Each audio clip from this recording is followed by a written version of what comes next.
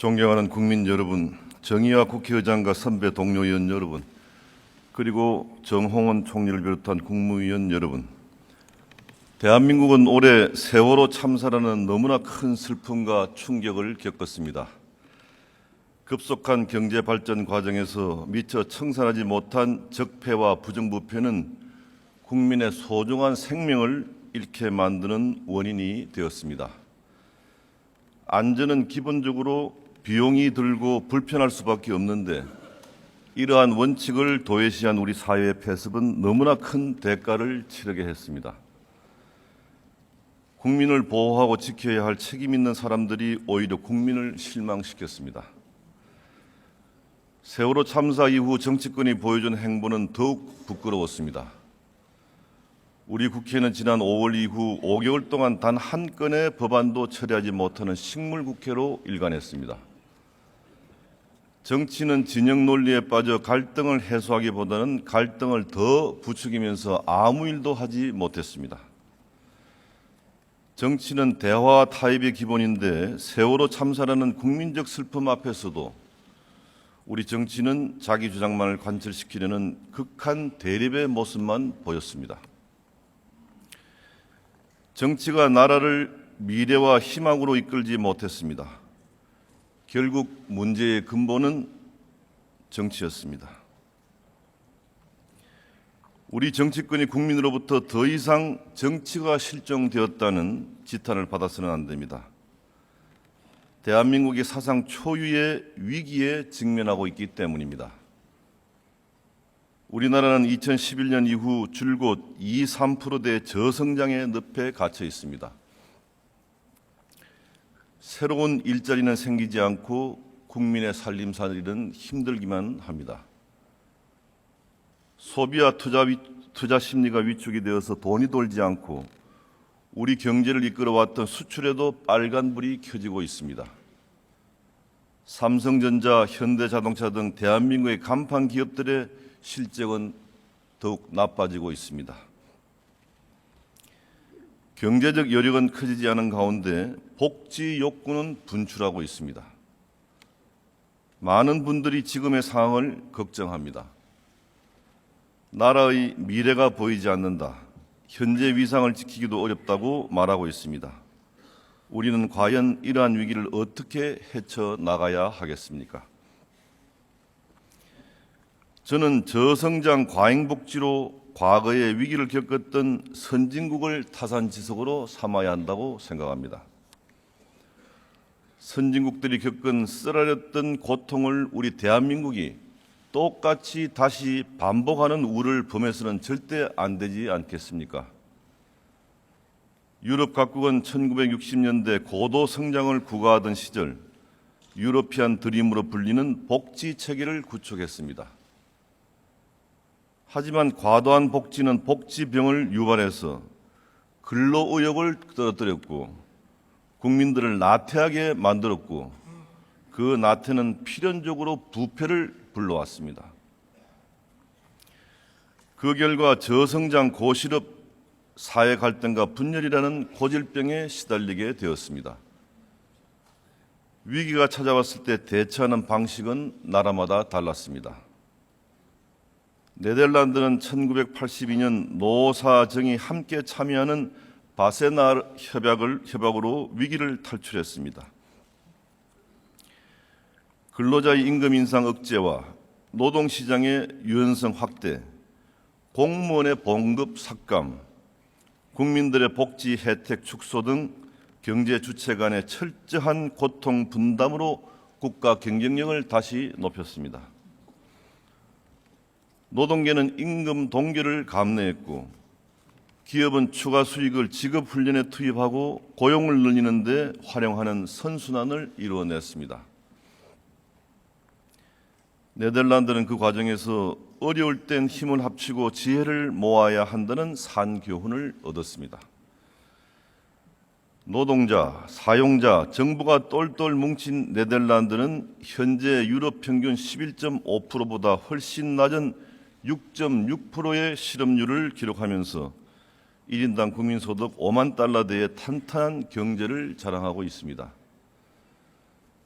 독일은 1970년대 후반과 80년대의 복지 팽창과 공공부문의 비대화, 급속한 저출산 고령화로 인해 유럽의 병자 소리를 들어야만 했습니다. 갑작스런 통일에 따른 막대한 통일 비용 부담은 독일을 더욱 힘들게 했고 결국 기민당 정권이 3인당 정권으로 교체되었습니다. 2000년대 들어서는 1인당 소득이 영국과 프랑스에도 뒤졌습니다. 경제 위기가 심각해지자 독일 3인당의 슈레더 총리는 독일을 살리기 위해서 사회주의를 버린다라고 하면서 당의 노선까지 바꾸는 결단을 내렸습니다. 슈레더 총리는 2003년 노동시장의 유연성 확대, 연금보험과 의료보험 개혁으로 재정부담 완화, 기업부담 축소를 통한 시장경제 기능 강화 등이 담긴 아젠다 2010을 발표했습니다. 변하지 않으면 국제 경쟁에서 뒤처질 수밖에 없다는 현실을 직시한 독일의 모든 경제 주체들이 고통 분담에 동참했습니다. 그 결과 독일은 오늘날 실업률이 4.9%, 청년 실업률이 7.6%에 불과하며 유럽 경제를 이끄는 절대 강자의 위용을 뽐내고 있습니다. 북서유럽과 달리 남유럽은 위기가 왔을 때에도 태평 세월이었습니다. 경제가 나빠지는데도 높은 연금과 실업수당, 무상의료와 대학원까지의 무상교육 체계를 유지했습니다. 과잉복지는 국민을 나태하게 만들고 부패지수를 높인다는 평범한 진리를 무시했습니다. 그 결과 막대한 재정보전으로 국가 부채가 급증해 경제는 파탄으로 치달았고 그 후유증은 대량 실업이었습니다. 기성세대가 빚으로 흥청망청한 결과 미래 세대인 청년층은 지금 일자리를 찾지 못해 길거리를 헤매면서 좌절의 시간을 보내고 있습니다. 올해 8월 현재 스페인의 실업률은 24.4%이고 25세 이하 청년 실업률은 무려 53.7%에 이릅니다. 그리스의 실업률은 27%이며 청년 2명 가운데 1명은 직업이 없습니다. 이탈리아도 12.3%나 되는 높은 실업률로 고통을 받고 있습니다. 과잉복지에 한번 길들여진 입맛은 쉽게 변하지 않습니다. 고실업과 재정적자에 시달리는 남유럽이 언제 회복될지는 그 어느 누구도 기약할 수 없는 실정입니다. 이웃나라인 일본은 어떻습니까? 일본은 1980년대 말 엔화 강세와 저금리 환경에서 금융기관의 무리한 대출 경쟁으로 인해 부동산과 주식 가격이 급등하는 자산 버블 시대를 맞았습니다. 일본 정부는 이 과정에서 잘못된 진단과 처방을 내렸습니다. 땜질식 처방으로 일관하면서 고통 분담을 외면했습니다. 부동산 거품을 해소하고자 금리 인상과 대출 규제에 나선 결과 막대한 부실 채권만 쌓여져 갔습니다. 경기를 살리고자 대대적인 SOC 투자에 나섰으나 경기 부양 효과는 없이 재정 적자가 심화되고 나라 빚만 늘어갔습니다. 일본 전체의 공항 숫자가 95개에 이를 정도로 정관 유착에 따른 과잉 SOC 투자는 재정 위기를 불러왔습니다. 산업구조조정 지연으로 국제 경쟁력은 약해졌습니다. 국가 부채가 GDP의 무려 200%를 초과했으나 포퓰리즘에 빠져있던 정치권은 국민에게 고통 분담을 호소하지 못했습니다. 세계 최저 수준인 국민 담세율을 높이려 하지 않았습니다. 저출산 고령화로 사회의 역동성이 떨어지고 내수 기반이 약해졌으며 사회보장비 급증으로 재정 부담은 더욱 커졌습니다. 일본 정부는 뒤늦게 초저금리 정책을 펼치면서 경기 부양에 나섰습니다. 그러나 소비와 투자 의욕이 살아나지 않으면서 저성장, 저물가가 계속되는 심각한 디플레이션의 늪에 빠져서 잃어버린 20년으로 표현되는 일본식 장기 불황을 겪어야 했습니다. 아베 일본 총리는 디플레이션을 인플레이션으로 전환시키기 위해 돈을 풀고 엔저를 유도하는 아베노믹스를 들고 나왔으나 지금까지 큰 효과를 보지 못하고 있습니다. 존경하는 국민 여러분, 그리고 동료 의원 여러분, 박근혜 대통령께서는 어제 시정연설에서 우리 경제가 위기 속에서 도약하느냐, 정체하느냐의 갈림길에 서 있다고 밝혔습니다. 지금 경제를 다시 세울 수 있는 마지막 골든타임이라는 박근혜 대통령의 현실 인식에 전적으로 동감합니다. 최근 경제 지표를 보면 대한민국은 장기 불황의 긴 터널에 진입하기 직전에 놓여 있습니다. 올해 3분기 성장률은 0.9%로 올 들어 분기별 성장률은 단 한 차례도 경기 회복세의 기준점으로 여겨지는 1%를 넘지 못하고 있습니다. 지난 9월 소비자 물가는 1.1%로 23개월째 2%를 밑돌고 있습니다. 저성장 저물가가 되면은 가계는 소비를 미루고 기업은 투자를 미룹니다. 그 결과 경제가 활력을 잃어가는 전형적인 디플레이션 국면으로 들어가게 되며 한 번 진입하면 좀처럼 빠져나오기 힘듭니다. 경제가 활력을 잃어가면서 청년 실업 100만 명 시대라는 불편한 진실을 해소될 기미를 보이고 있지 않습니다. 지금처럼 경제가 심각한 위기인 상황에서 우리 대한민국은 과연 어떠한 길을 선택해야 하겠습니까? 일본과 남유럽 모델을 따라가야 합니까? 아니면 독일과 네덜란드 모델을 따라가야 하겠습니까? 현실에 안주하고 고통 분담을 외면해야 합니까? 아니면 고통이 있더라도 대대적인 변화와 혁신의 길로 가야 합니까? 선택은 우리에게 달려 있습니다. 우리는 마땅히 경제 회복과 미래 세대에게 부담을 주지 않기 위해서 독일과 네덜란드의 성공적인 사례를 본받아야 하지 않겠습니까? 우리의 후손들이 현재의 남유럽의 국민들처럼 어렵게 살게 해서는 안 되지 않겠습니까? 저는 대한민국이 직면한 총체적 위기 상황을 감안해서 고통 분담을 통한 사회적 대타협 운동을 벌일 것을 제안합니다.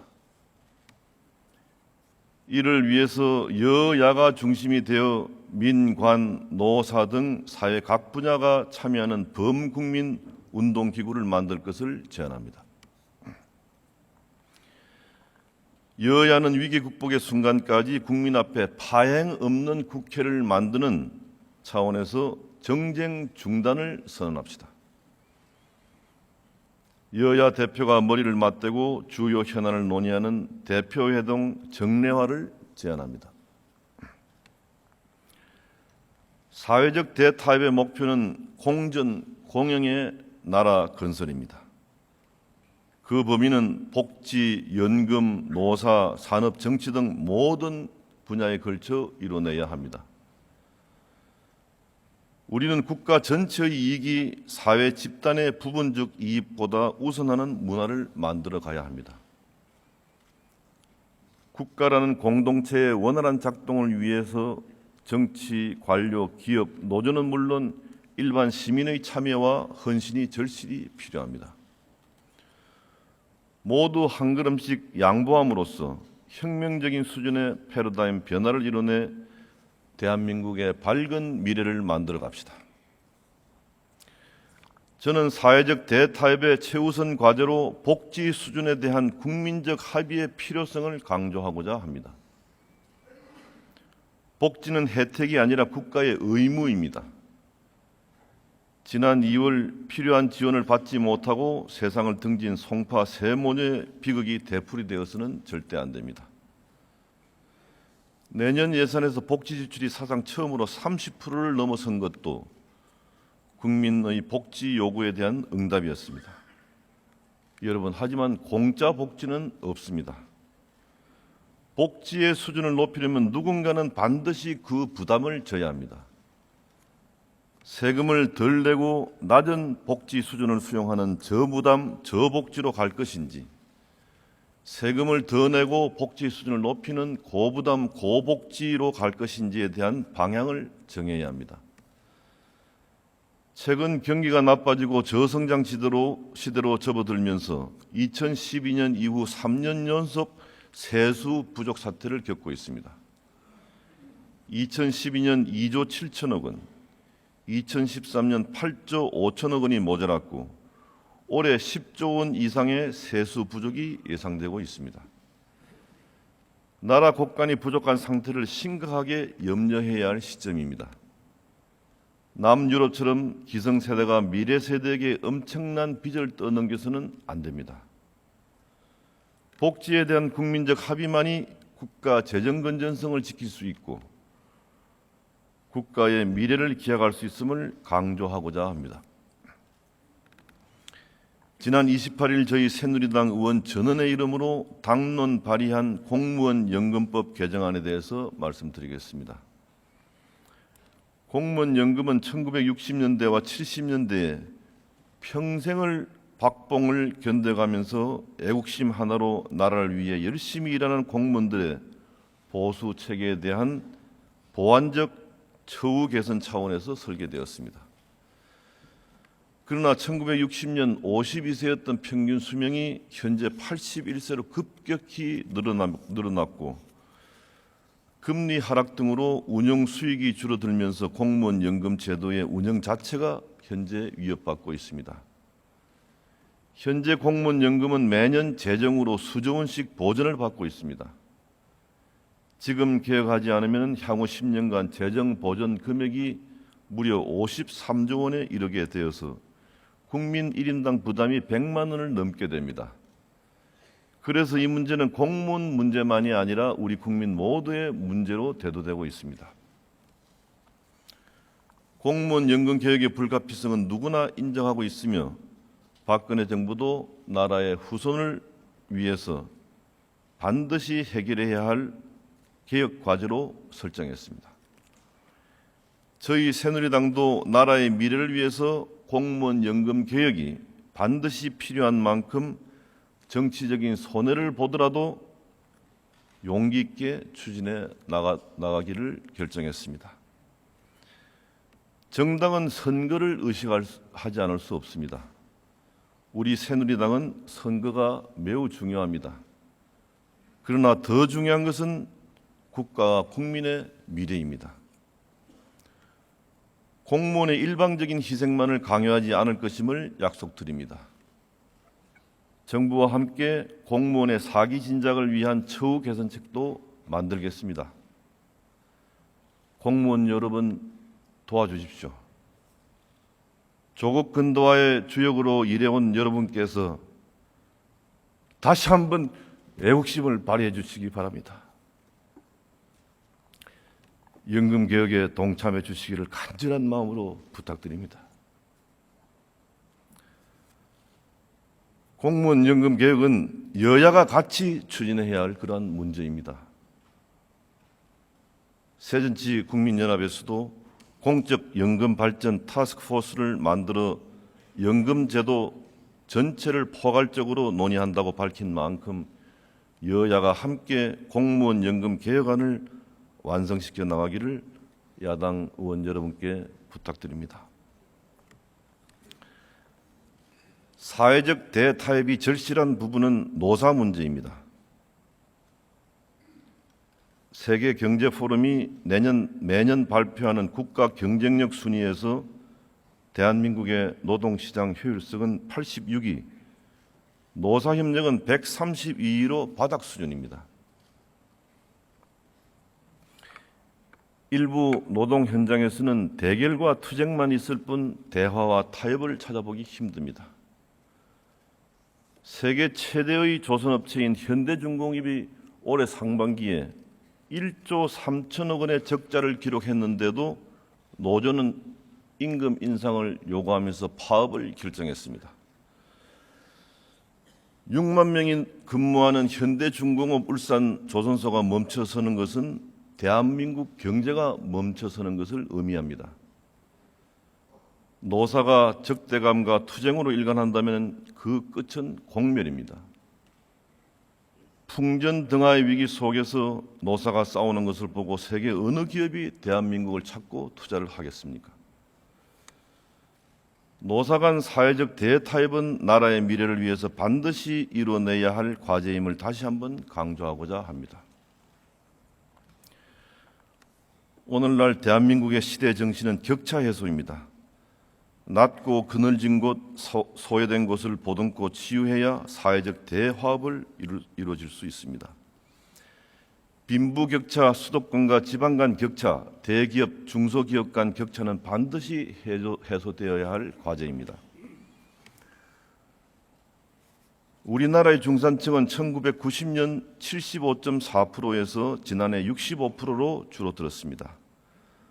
중산층이 줄어들고 빈부격차와 지역격차가 커지면 사회 갈등 비용이 커지게 됩니다.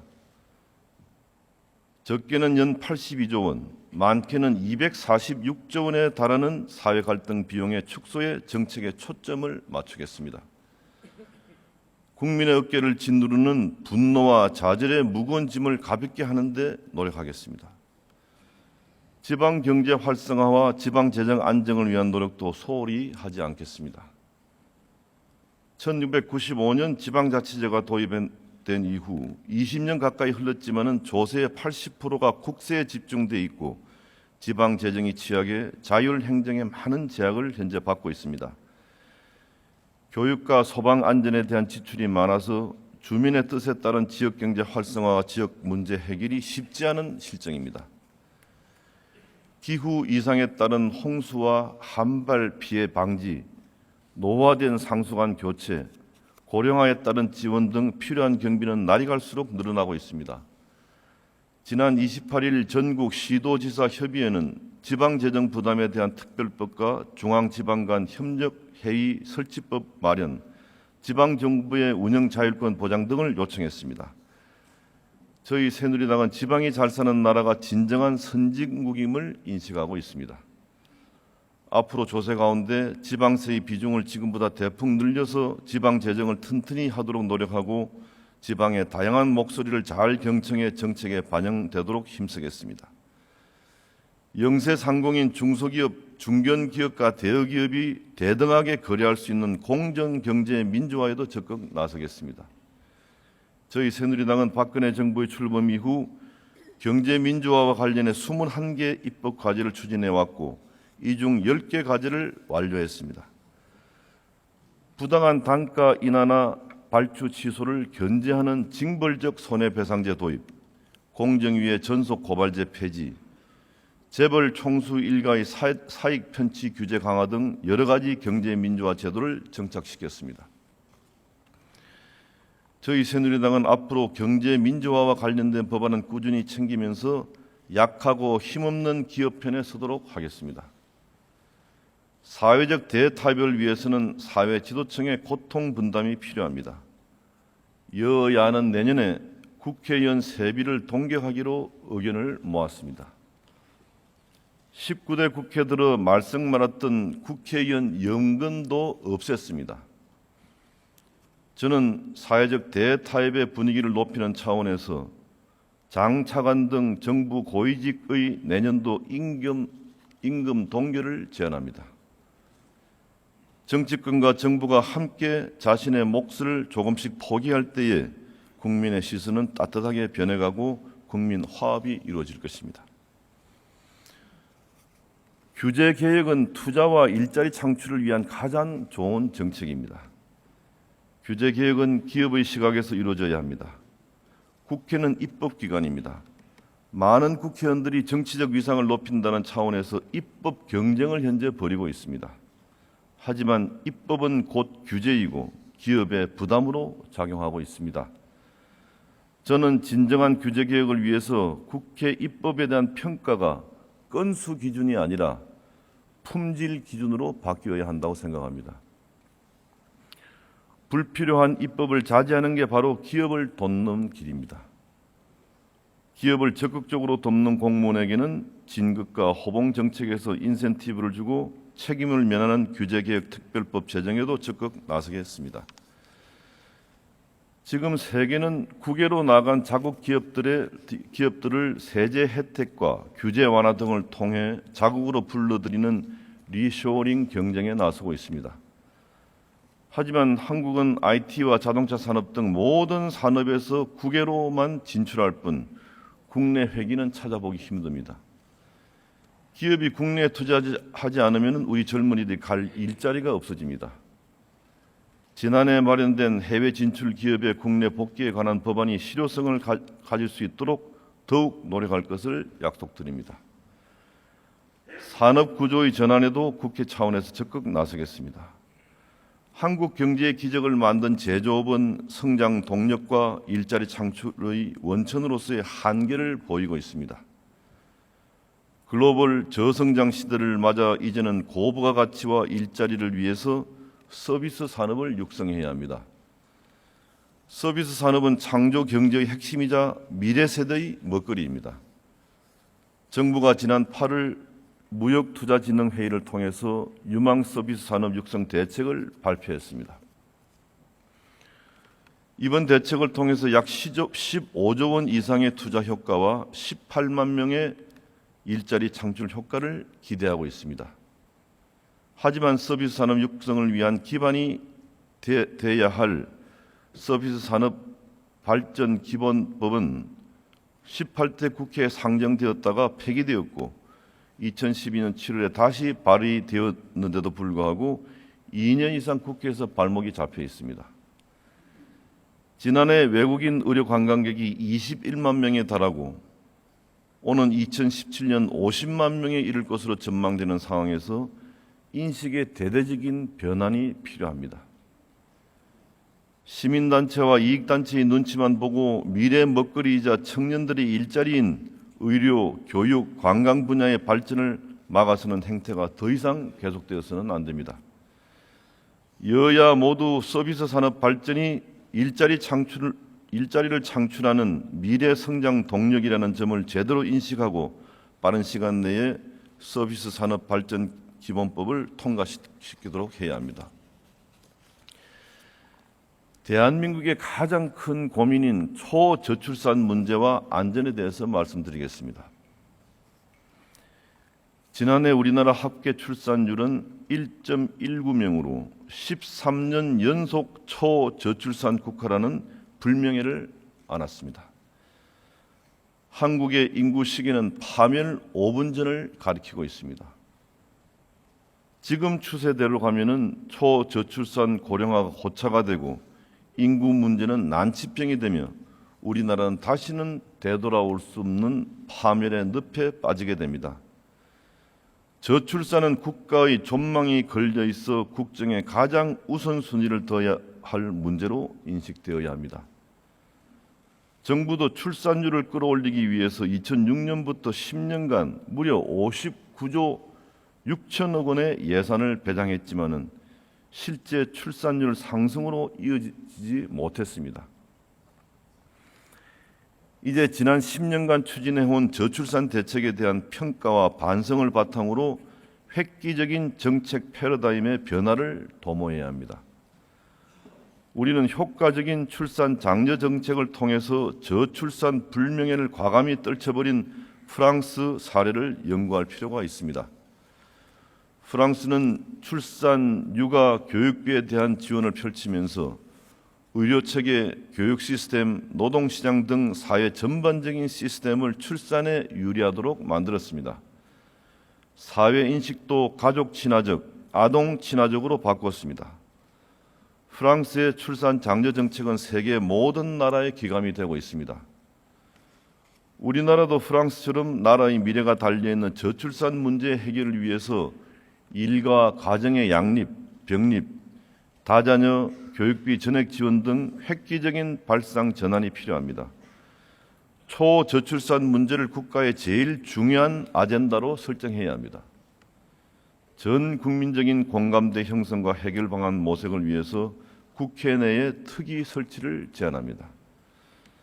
전국의 아기 울음소리가 우렁차게 퍼져나갈 수 있도록 여야는 물론 온 국민이 나서야 할 때입니다. 올해 우리는 세월호 참사를 통해서 안전의 중요성을 새삼 인식했습니다. 국민의 생명과 안전은 그 무엇과도 바꿀 수 없는 소중한 가치입니다. 안전을 위한 각종 규제는 빈틈없이 촘촘하게 짜여져야 합니다. 시민 안전 교육과 안전 통제는 불편을 느끼게 할 만큼 치밀해야 합니다. 우리의 사고와 시스템이 진정한 안전 제일로 나아갈 때에 세월호의 눈물을 닦을 수 있고 판교 환풍구 사고와 같은 어이없는 사건 사고를 크게 줄일 수 있습니다. 제가 서두에도 이야기했지만은 안전은 비용이 들고 불편하다는 사실을 다시 한번 상기해야 합니다. 저희 새누리당은 안전 대책에 관해서는 절대 타협하지 않는 자세로 국민의 생명과 안전을 지켜 안심 대한민국을 만들어 가겠습니다. 국회 본연의 임무는 입법과 예산 심의입니다. 그런데도 지난 여름 우리 국회는 국민께 아무것도 해드린 게 없었습니다. 저는 이러한 국회를 만들기 위해서 정치 혁신의 차원에서 국회 선진화법을 다시 생각해 볼 때가 되었다고 생각을 합니다.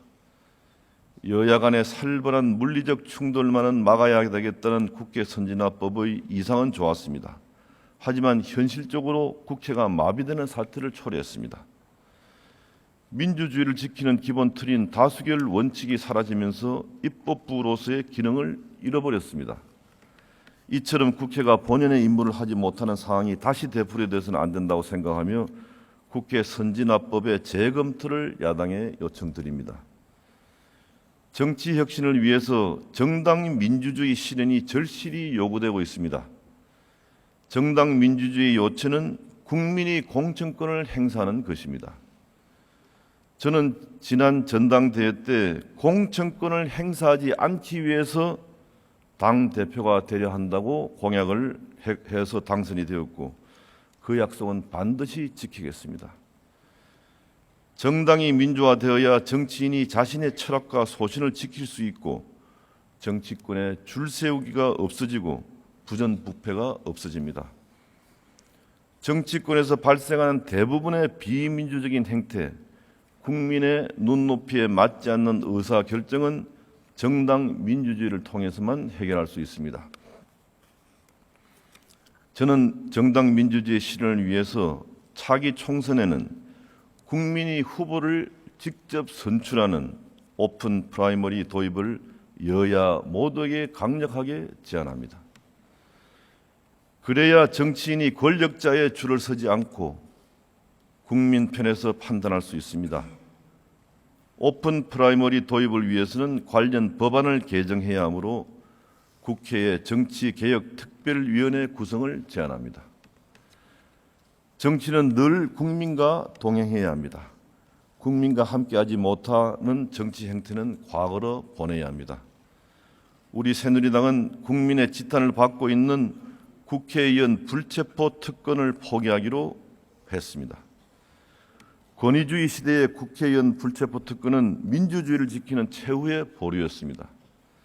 그러나 지금은 성격이 바뀌어서 국회의원의 특권을 지키는 모렴치한 방패가 되어버렸습니다.